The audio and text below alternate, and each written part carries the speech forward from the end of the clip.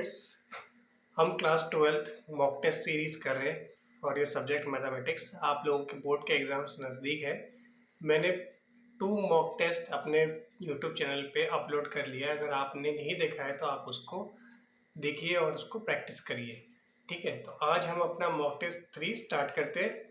पहला क्वेश्चन आपका continuity functions continuity chapter से है। A function F of X is equal to mod of 1 minus X plus mod of X, ठीक है। आपके अंदर भी मॉड एक्स दे रखा है, इसको हमें सॉल्व करना है, राइट। तो कैसे करेंगे? अच्छा, ऑप्शंस दे रखा है इसमें, discontinuous at X equal to 1 only, discontinuous at X equal to 0 only, discontinuous at X equal to 0 and 1 या कॉन्टिन्यूअस एवरीवेयर, ठीक है। तो क्वेश्चन को हम सिंपल स्टार्ट करेंगे। सबसे पहले हमें मॉड एक्स का डेफिनेशन पता होना चाहिए, ठीक है। मैं हर क्वेश्चन में आपको साइड में बताता हुआ चलता हूँ। मॉड एक्स का मतलब होता है हमारे पास माइनस एक्स, जीरो और एक्स। माइनस एक्स कब होता है? जब x is less than zero होता है। एक्स इक्वल टू जीरो जब होगा तब आपका मॉड एक्स जीरो कहलाएगा, और जब x is greater than zero होगा तब मॉड एक्स को हम स्मॉल एक्स बोलेंगे। जो भी आपके पास अंदर वाली चीज़ है उसी को हम लिखेंगे विथ नेगेटिव एंड पॉजिटिव, ठीक है। इसी तरीके से हमें इस क्वेश्चन को मॉड एक्स की वैल्यू को सब्स्टिट्यूट करना है, ठीक है। जीरो पे हम बात करेंगे, ठीक है। किस पे बात करेंगे? Only zero. तो F of X is equal to 1 minus X. Mod X को हम माइनस एक्स लेते हैं जब हम X is equal to zero पे बात कर रहे हैं, और X is greater than equal to zero पे हम क्या लेंगे?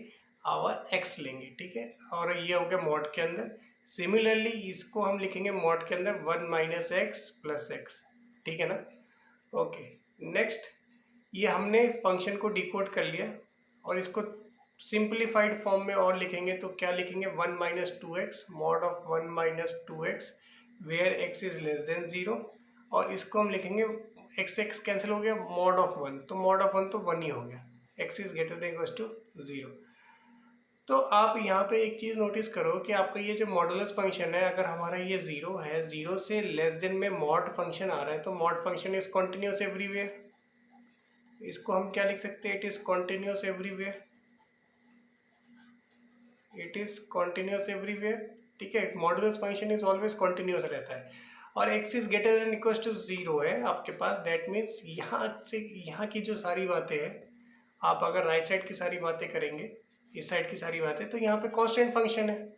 यहाँ पे कौन सा फंक्शन है? कांस्टेंट है, और कांस्टेंट फंक्शन पे ऑलवेज कॉन्टिन्यूस रहता है। क्लियर होता चल रहा है ना आप लोगों को?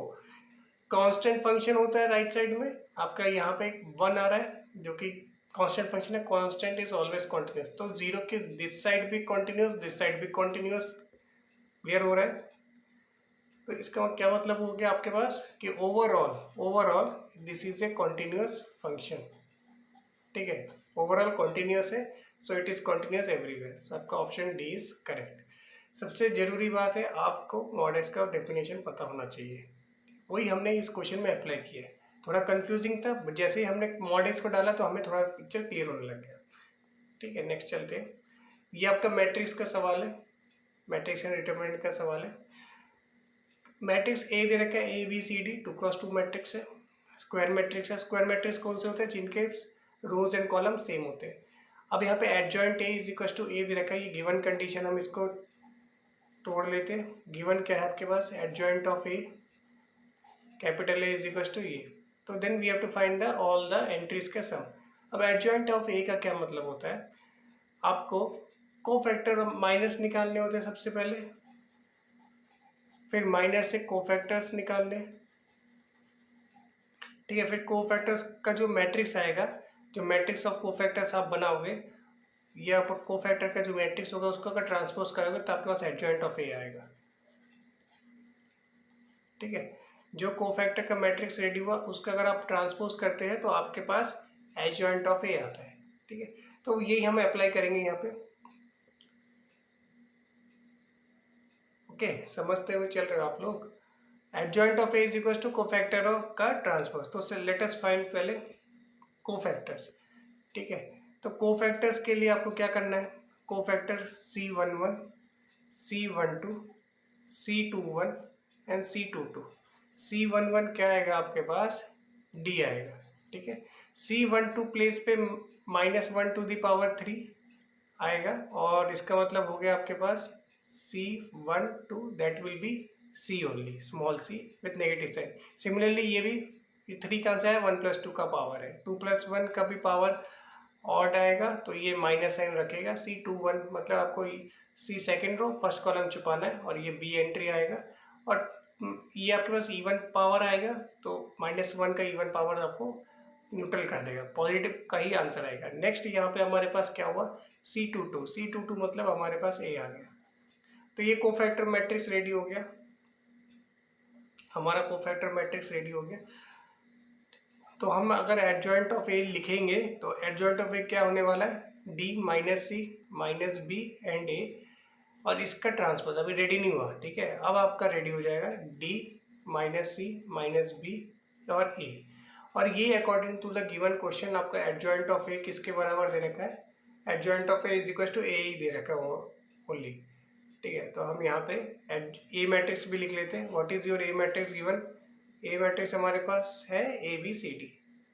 अभी क्योंकि दोनों बराबर है ABCD, हम इनको क्या करेंगे, इक्वेट करेंगे। तो D is equal to A1 इसका matrix first element D is equal to A -B is equal to B, यहाँ से हमारे पास क्या है -C is equal to C, और यहाँ से क्या है A is equal to D। तो ये इक्वल टू D तो कॉमन ही है दोनों केस में। इस केस में हम क्या करेंगे, -B को इस साइड ले आएंगे, किसी को भी किसी की साइड ले जाएंगे। तो जैसे मान लेते हैं मैं इसको इधर ले गया, तो आपके पास क्या हो जाएगा 0B + B, तो ये क्या हो जाएगा आपके पास 2B इज इक्वल टू 0, तो यहाँ से B का वैल्यू क्या आ जाएगा 0। सिमिलरली यहाँ पे भी हमारे पास आ जाएगा 2C इज इक्वल टू 0, तो C का वैल्यू 0 हो गया, और D is equal to A, तो हमारे पास कंडीशन था ही। ओके, तो हमें क्या फाइंड आउट करने के लिए बोल रहा है, A + B + C + D का वैल्यू। तो उसका वैल्यू हम कैसे निकालेंगे, फाइनली हमने सभी एंट्रीज निकाल लिए, A + B + C + D। अब A का वैल्यू क्या है, D है, तो A को D लिख लेते हैं। B और C दोनों 0 0 है, तो ये 0 हो गया, ये 0 हो गया, D ऑलरेडी D को ही रख देते हैं। तो हमारे पास आंसर क्या है, 2D। तो इसका फाइनली आंसर, देखिए ये आपके पास MCQ में पूछा गया था, तो ये 2D भी दिया हो सकता है, या फिर 2A, दोनों कभी नहीं देंगे क्योंकि दोनों की वैल्यू सेम है, ठीक है। ये और दिया होगा, पर ऑप्शन में ओनली 2D मेंशन था, राइट। तो सबसे पहले इस क्वेश्चन में आपको क्या फाइंड आउट करने के लिए बोला था, एडजॉइंट है। तो एडजॉइंट का क्या, हमारे पास लैडर है, माइनर निकालना है। मैंने माइनर से नहीं किया, डायरेक्ट कोफैक्टर से किया। फिर उसके बाद कोफैक्टर का ट्रांसपोज लेंगे, आपके पास एडजॉइंट ए रेडी हो जाएगा, ठीक है। आई होप आप लोगों को क्लियर हो रहा है। नेक्स्ट को सवाल है आपके पास वेक्टर से, ठीक है। तो for non zero vectors A and B, if A cross B is equal to 0, then it is your perpendicular, they both are perpendicular, तो नो है। According to the cross product, solution लिख लेते हैं। जो according to the cross product, अगर two vectors अगर 0 दे रहा है आपका, so that means they are parallel to each other, not perpendicular. तो परपेंडिकुलर कौन होते हैं सर, परपेंडिकुलर कौन होते हैं, जब अगर A डॉट B 0 हो जाए, तब हम उस केस में क्या कहेंगे, कि A vector is perpendicular to B vector, right. तो क्रॉस प्रोडक्ट में अगर 0 दे रहा है आंसर, तो वो केस आपका कौन सा पकड़ेगा, दे आर पैरेलल। और ये अगर आपको डॉट प्रोडक्ट में 0 दे रहा है, तो उस केस में ये परपेंडिकुलर होगा, ठीक है। आपको ये दो अलग अलग कंडीशन ध्यान रखना है। तो हमारा जो असर्शन है वो फॉल्स हो गया, ठीक है, this is false, assertion is false, and this A perpendicular to B implies that yes it is perfectly true। तो ये हमारा ट्रू स्टेटमेंट है, ठीक है। तो assertion is false and reason is true। Now next question है, A assertion दे रखा है, द फंक्शन f है r minus this odd multiples of 3π/2, odd multiples of π/2, odd multiples, यहाँ पे 2n + 1 हमें रिप्रेजेंट कर रहा है कि ऑड है, मीन्स अगर हम n को 0 डालेंगे π/2 3π/2 प्लस माइनस नेगेटिव चलेगा। तो ये फंक्शन है, और ये -∞ से -1 यूनियन 1 to ∞ इसका रेंज है, ठीक है। अभी मैं ऐसे ग्राफ दिखाऊंगा, आपको बहुत क्लियर हो जाएगा। और ये किसका फंक्शन है, f(x) = sec x का फंक्शन है, जिसका ये रेंज, ये आपका डोमेन साइड है, और ये आपका कोडोमेन साइड है, ठीक है, ये आपका कोडोमेन साइड है। Is not one one in its domain. ये आपका वन वन नहीं होगा इस डोमेन में। देखो आपके पास एक सेक एक्स का ग्राफ है तो सेक एक्स का ग्राफ है, ये इसका पूरा डोमेन है। अभी अभी हमने देखा था उसका डोमेन कहाँ से कहाँ तक आ रहा था, रियल नंबर है बट सारे 90 डिग्रीज वाले पॉइंट हमने नेगलेक्ट किए क्योंकि वो इन्फिनिटी भाग रहा है, तो ये पूरा रियल नंबर पकड़ रहा है। ओके, तो ये बोल रहा है कि ये वन वन फंक्शन नहीं है, ऑब्वियसली नहीं है ये वन वन फंक्शन। आप कोई भी आप डिफरेंट वैल्यूज ऑफ अगर एक्स पे चेक करोगे, जैसे 2 पाई पे ये आंसर क्या दे रहा है, 2 पाई पे आंसर क्या दे रहा है, 2 पाई पे आंसर आपको क्या मिल रहा है, Y is equal to 1। Similarly -2 pi पे भी वाई इज इक्वल टू 1 मिल रहा है। तो different values of X you are getting same values of Y, so ये वन वन तो नहीं है, ठीक है, क्योंकि different values of X you are getting same value of Y, तो ये केस तो वन वन नहीं है, this is a case for many one. सो ये हमारा ऑप्शन वो फर्स्ट हमारा गलत है। तो ये वैसे केस किसका है, मेनी वन का है, मेनी वन का केस है।